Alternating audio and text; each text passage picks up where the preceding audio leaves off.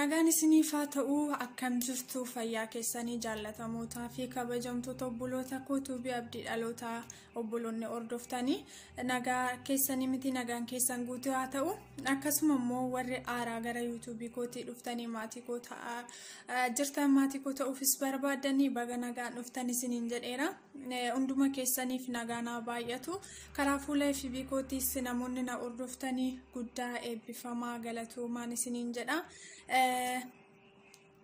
Ammallee maatii koo ta'aa dhiyoota keessaniif sheerii godhaa dubbii waaqayyo waliin ilaallaa wal guddisnaa hafuuratti wal jajjabeessina ergaa biraan qabnu biyya lafaa kanarraa amma jiraannutti nuyi ergamni keenya inni guddaani walii keenya barsiisuu walii keenya jajjabeessuu dubbii waaqayyo walitti himuu wangeela bakka wangeelli hin geenye dhaloota wangeela hin arganne dhaloota dukkana keessa jirutti ifa ta'e kana dubbii waaqayyo wangeela isa ifa jireenyaa ifa biyya lafaa ta'e kana labsuudha kanaaf immoo gahee keenya abaanuun isiniin jedha gooftaan hunduma keessan guddaa godhee haa eebbisu mee dubbii waaqayyo waliin ilaallaa ammoo sagalee waaqayyo keessaa bakka tokko waliin ilaaluudhaaf gidduu keessanitti argameetiin jira gooftaan haa eebbifamu macaafa moototaa saduraa boqonnaa 17 lakkoofsa 11 irra kan jiru nu dubbiseetini itti fufneeti ilaalla.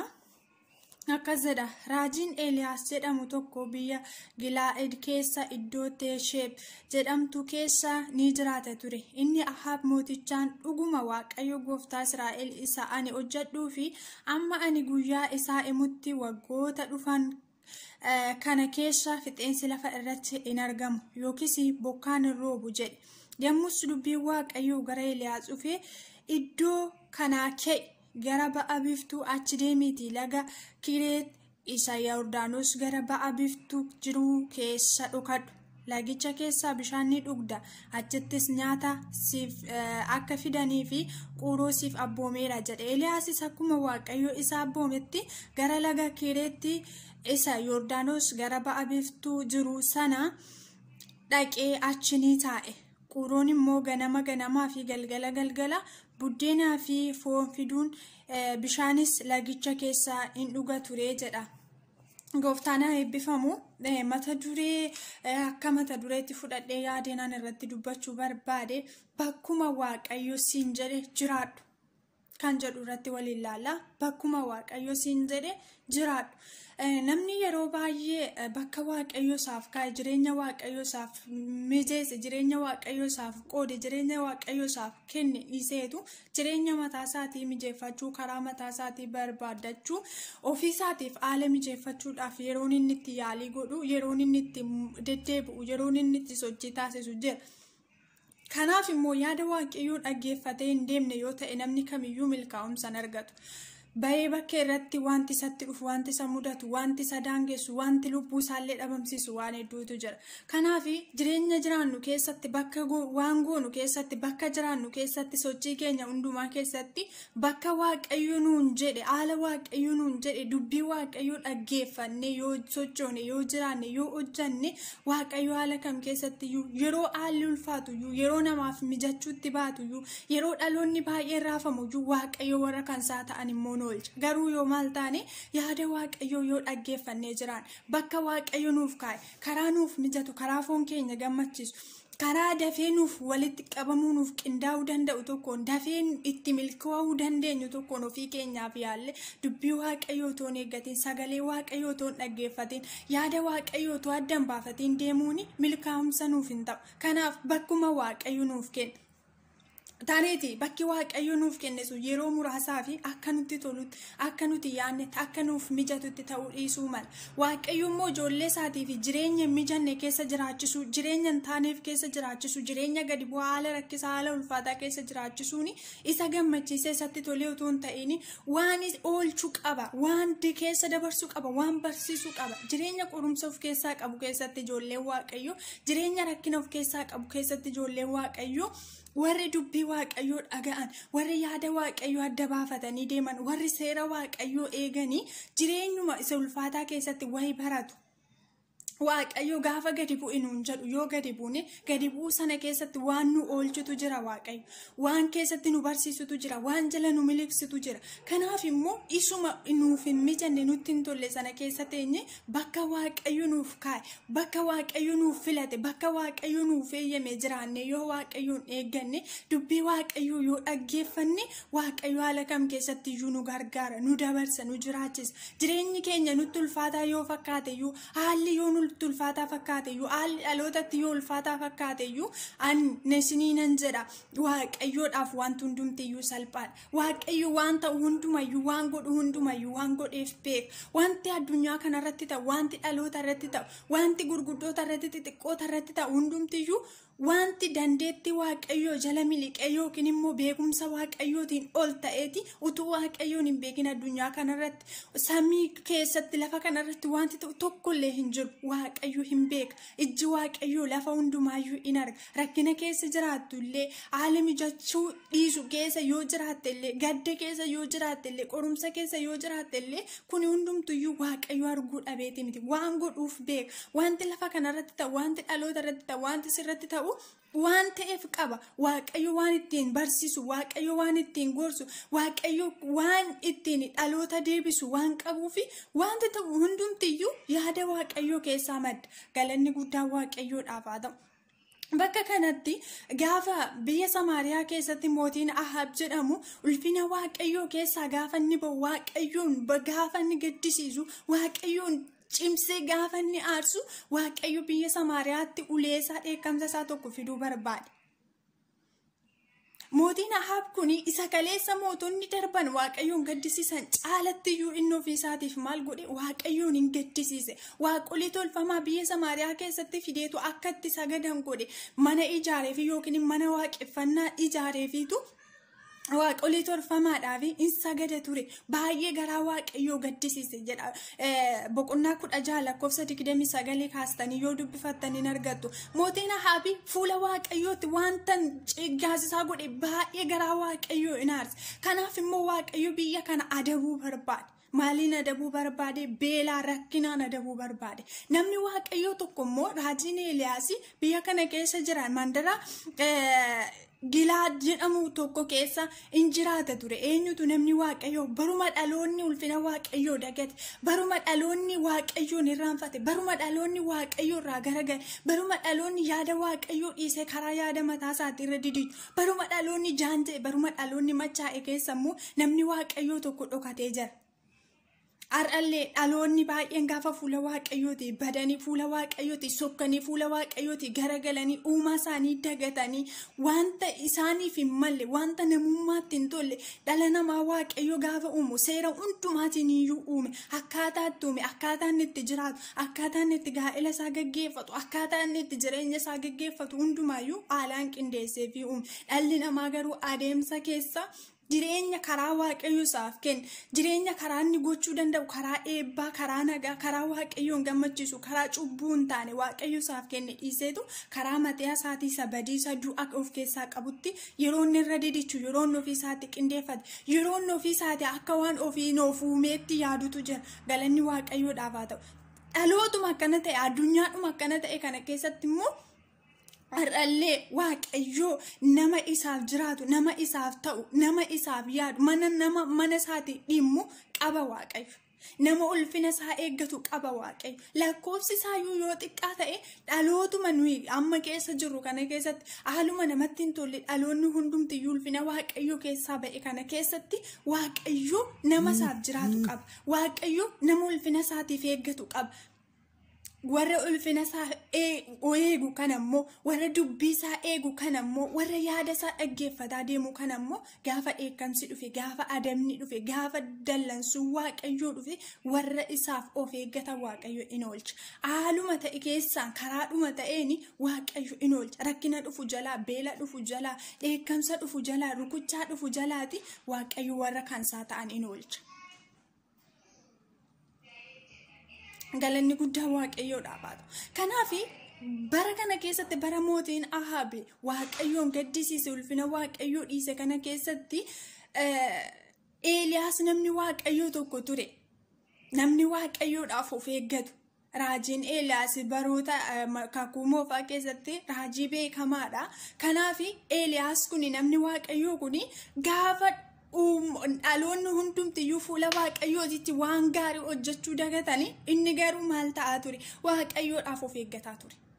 Arallee obboloota koo waaqayyoodhaaf yoo nuti of eegganne waaqayyo nuufis of eeggata. Waa'ee keenyaaf waan gaarii godha. Gaafa adamni dhaloota waaqayyoon sodaachuu didan, dhaloota waaqayyoof of eeggachuu didan, dhaloota waaqayyoon kabajuu didan irratti dheekkamsi gaafa dhufu, warri immoo kaleessa waaqayyoodhaaf of eeggatan, warri kaleessa sodaa waaqayyoo keessa deddeebi'an, warri kaleessa ulfina waaqayyoo keessa jiraatan immoo dheekkamsi warra waaqayyoon hin sodaanne irratti dhufu, warra ulfina waaqayyoof jiraatan hin argatu. Waaqayyo karaadhuma ta'een oolcha. Kanaaf Eeliyaas namni waaqayyoo kun egaa biyya kana keessatti mootii Ahaabiin akkas jedhe, dhugaa waaqayyo isa jiraata isa dhugaa waaqayyo isa kan Israa'el isa ana hojjedhuu fi bokkaan ammananii deebi'ee himuutitti waggoota fuuldura kana jiraniif yookiin baroota fuuldura kana dhufanii fi irroobu fixeensis maaliin ta'u lafa irratti hin argamu ittiin jedhe. Dheekkamsa waaqayyootu biyya kanarratti dhufuuf jira. Dallansuu waaqayyootu biyya kanarratti dhufuuf jira. Maaliif jennaani uumaa isaa dagatee yeroo uumamni uumamaaf isaa gadu dhufe. Uumaa isaa dhiisee yeroo uumamni yaada mataa isaatii duukaa didichuutu dhufe. Ulfina waaqayyoo gaafa safeeffachuu didu, yaada waaqayyoo gaafa eeggachuu didu, waaqayyo uumaa isaa gaafa inni yaadachuu dadhabutu dhufe waan ta'eef waaqayyo immoo biyya kanarratti dheekkamsa fiduuf jira. Bokkaan hin roobu, fixeensis maal hin ta'u lafa kanarratti hin argamu. Gaafa bokkaan hin roobne immoo maaltu ta'a? Beelatu dhufa, rakkina guddaatu dhufa, dheekkamsa guddaadha obboloota koo. Firoottan koo waaqayyo mee guddaadha waaqayyo dhugumaan isiniin jira. Otoo ko nuyi gaafa ofii keenya yaada mataa keenyaatiin deddeebinu, gaafa jireenyi foonii keenyaa nu macheessu, gaafa jireenyi foonii keenyaa nu bitu, gaafa jireenyi foon keenyaa nu hoogganu mee waanuma ofii keenya waan hundumaa gochuu dandeenyu nutti fakkaachuu danda'a. Haala keenya laallee har'uma isa dargaggummaan keenya yookiin immoo qabeenyi keenya beekumsi keenya wayii nu kakaasu nu dhidhiibonni nutti godhu kana otoo waaqayyo ko oksijiinii qilleensa lafa kanarraati gizee tokko dhaabe uumamni hundumti yeroodhuma tokkotti du'uu danda'a. Yeroodhuma tokkotti sochiin hundumti uumamni gochaa jiru kun dhaabbachuu danda'a. Waaqayyo gochuu danda'a kana hundumayyuu. Garuu har'a otoo dheekkamsi dhufiin, otoo rukuchaa waaqayyo ulee waaqayyo nurratti gara biyya keenya lafa keenya irratti dhufiin waaqayyoof of eeggachuu qabna. Waaqayyo hin dubbata. Gaafa nuti cubbuutti kufne, gaafa nuti of eeggachuu dadhabne, gaafa nuti akka barbaannetti jiraanne dhiisi nuun jedha waaqayyo. Kuni sirrii miti nuun jedha. Har'allee karaa adda addaatiin barreeffama xixiqqoo keessaan haa ta'u barreeffama gurguddoo keessaan obboloonni karaa waaqayyo keessa isaanii kaayatiin gaafa cubburraa kuni cubburraa deebi'i nuun jedhu. Kuni waaqayyoon hin gammachiisu, kun du'atti si geessa, kun badiisatti si geessa. Deebi'i dhiisi gaafa obboloonni nuun jedhanii dhaga'uu yoo dinne, mataa yoo jabaanne dheekkamsi waaqayyo nurratti dhufa. Garuu waaqayyo karaa kamiyyuu hin dubbata. Akka nuti deebinu, akka nuti gorfamnu, akka nuti fuula isaatti deebinu, akka nuti araaraa waaqayyoo barbaadannu, akka nuti karaa keenya sirreeffannu, hojiin keenya sirrii akka hin taane, yaadi keenya sirrii akka hin taane karaa kamiyyuu hin dubbata waaqayyo. Dhaga'uu yoo dinne garuu dheekkamsi dhufu. Dheekkamsa dhufu keessatti immoo warri waaqayyoodhaaf jiraatan, warri waaqayyoof of eeggatan, warri waaqayyoon safeeffatan, warri waaqayyoon sodaatan immoo in oolu. Yoo biyyi beela'eeyyuu warri waaqayyoon sodaatan hin nyaatu. Eeliyaas waaqayyo akkasittiin jedhe biyya kana keessatti beelli waan dhufuu fi ati maal ta'e ka'i bakka kanaati deemiti gara laga Kireetitti gadi bu'i dhokadhu. Haleluuyaa. Gadi bu'iiti maal ta'e jedheeni dhokadhuttiin jedha. Maal jalaati? Beela dhufu jalaa, dheekkamsa dhufu jalaa, du'a dhufu jalaa. Beelarraan kan ka'e namoonni baay'een hin du'u. Namni nyaata malee jiraachuu hin danda'u waan ta'eef hin du'a namni. Ati garuu kaleessanaaf of eeggatteetta. Ati garuu kaleessanaaf jiraatteetta. Ati garuu kaleessanaaf dhaabbatteetta waan ta'eef maal ta'e ka'iiti gadi bu'iiti dhokadhu. Bakka sanaas bishaaniin dhugdaa. Laga keessatti dhokse waaqayyo. Bara dhaloonni waan dhuguu dhabe, bara dhaloonni waan nyaatu dhabe, bara dhaloonni waan itti baqatu dhabe keessatti Eeliyaas namni waaqayyoo garuu bishaan dhuga ture. Laga keessa taa'eetu. Quroon immoo nyaata galgalaa fi ganama foonii fi biddeen isaa fidde turte. Ilaala namni waan nyaatu dhabeetu rakkata, waan dhuguu dhabeetu rakkata. Beelli dhufeera, dheekkamsi waaqayyoo dhufeera. Garuu namni waaqayyoo immoo maal nyaata? Galgalaa fi ganama maal nyaata ture? Foon nyaata ture, bishaan dhuga ture, gaariitti jiraata ture. Gaafa kaleessa dhaloonni machaa'u maal hin taane ture? Inni machoofne ture. Gaafa inni kaleessa dhaloonni ulfina waaqayyoo dagatu, namni waaqayyoo kun dhaloota wajjin ulfina waaqayyoo hin daganne ture. Har'allee hiriyaan keessu bukkeedha akka barbaadetti haa jiraatu. Uumamni xiqqoo yeroo nati qabdu ammanuma qofaati yeroo keetti fayyadame seenaa jedhu. Tokko yoo si bukkeedhaa qullaasaa dhaabbate, tokko yoo si bukkeedhaa ulfina waaqayyoo dagate, ati waaqayyoof eeggadhu. Bara dheekkamsi dhufu keessa inafu guyyaa waaqayyoo eeggatee waaqayyoo ulfina isaatiif mana qulqullummaa isaatiif ka'uun inafu. Waaqayyoo koo addunyaa kanatti gatii guddaa baase. Uumama lafa kanarra jiru irratti gatii baaseera. Dadhabbii waaqayyootu irra jira. Dadhabbii waaqayyoo gaafa nuti duwwaa goonu gaafa nuti balleessinu immoo guyyaa tokko adamni waaqayyoo dhufuun isaanoodha. Kanaaf immoo har'a jireenya dhaloonni of gate of dagate kana keessatti yoo of eeggatte iddoo waaqayyoo jiraadhu siin jedhu yoo jiraatte yaada waaqayyoo keessa dhaabbadhu siin jedhu keessa yoo dhaabbatte sagalee waaqayyoo dhaggeeffachaa sagalee waaqayyoo adda baafachaa yoo jiraatte rakkinuma guddaa dhalootatti dhufe keessaa waaqayyoo si oolcha. Beelli addunyaa irratti dhufuun dheekkamsa waaqayyooti. Ongeen dhufuun dheekkamsa waaqayyooti. Gaafa sabni isa dhagahuu dide, gaafa sabni isaaf abboomamuu dide, gaafa sabni fuula isaatii bade waaqayyo dheekkamsa fida. Dheekkamsa jalaa immoo kan nu of oolchu nuyi obboloota koo sagalee waaqayyoo yoo dhageenya, dubbii waaqayyoo yoo eeggan, seerrata waaqayyoo eeggachaa yoo jiraanne dheekkamsa jalaa oolla. Kanaaf waanuma waaqayyo nuun jedhe yoo raawwanne, bakkuma waaqayyo nuuf kaa'e yoo jiraanne dheekkamsa jalaa oolla. Nagaattis jiraanna. Eeliyaas namni waaqayyoo kaleessa of eeggateera waaqayyoof waan ta'eef har'a gaafa dheekkamsi dhufullee hin oolle. Gaafa dhaloonni waan nyaatu dhabee udaan gugee tokko amma gatiin isaa widdii ta'e waan ittiin bitatee dhaloonni nyaatu dhabutti inni foon nyaata ture. Gaafa haati dhaltee ilmoo ishee affeellattee nyaattu qoonqoo du'a ooluuf jecha gaafa nyaatutti Eeliyaas garuu maal godha ture? Foon nyaata ture. Bishaan dhuga ture. Rakkina guddaa keessatti waaqayyo warra isaaf jiraatan hin oolcha. Rakkina guddaa keessatti waaqayyo warra dubbii isaa dhaga'an hin oolcha. Rakkina guddaa keessatti waaqayyo warra sagalee isaa eeggatan, warra sodaa isaa keessa jiraatanii gaafa dheekkamsi dhufu hin oolcha. Kanaaf jireenyuma waaqayyo siif kenne keessa jiraadhu. Haaluma waaqayyo siif filate keessa dhaabbadhu. Jireenya mataa keetii mijeeffachuudhaaf manni ati keessa jiraattu yoo si mijachuutti baate, yoo sitti toluutti baate, gaafa otoo dubbiin dhaga'iin otoo sagalee waaqayyoo irraatti sagalee waaqayyoo hin dhaggeeffatiin yaada waaqayyoo otoo adda hin baafatiin ofii kee mijeeffachuu gaafa baate ulfina waaqayyoof waan hin taane tokkotu si mudachuu danda'a. Ulfina waaqayyoof waan hin taane keessa yoo buute immoo waaqayyoo lakki rakkina ilaalteetu ulfina koo keessaa baate siin hin jedhu cubbuudha. Sagalee waaqayyoon dhaggeeffanne ka waaqayyo bahi siin hin jenne ka waaqayyo kana godhi siin hin jenne ka ofii keetiifi karaa gabaabaadhaan haala mijeeffachuuf jecha bakka waaqayyo si kaa'ee hin deemin. Karaa gabaabaadhaan jireenya sirreeffachuuf jecha jireenya kee walqixxeeffachuuf jecha yaada waaqayyoo keessaa hin bahin. Ulfina waaqayyoo cabsitee dhiigtee hin bahin. Turii eeggadhu waaqayyoon. Bakkuma waaqayyo sin jedhe taa'e. Eeliyaas laga keessa taa'ee ganamaa galgala quroon nyaata fiddeefii soortuuti. Sababa ongeen biyya sana keessatti bu'eef immoo bokkaanii waan hin roobneefi lagichi hin goge. Lagichi gaafa gogummoo waaqayyo akkasitti hin jedhe ka'iitii deemi bakka kanaas jedheen. In eeggate waaqayyoon, in dhagaye kaleessas waaqayyoon dhagaa ture har'as waaqayyoon dhagaye. Seera uumamaa boqonnaa 6 keessatti gaafa dhaloonni waaqayyoo irraa garagalee waaqayyoon dagatutti nooyi waaqayyoon in dhaggeeffata ture. Ulfina waaqayyoof of eeggata ture. Sagalee waaqayyoof of eeggata ture. Yaada waaqayyoof of eeggata ture. Dhaloota afaan hin banne, dhaloota afaan hin baajjanye, dhaloota afaan hin maraan.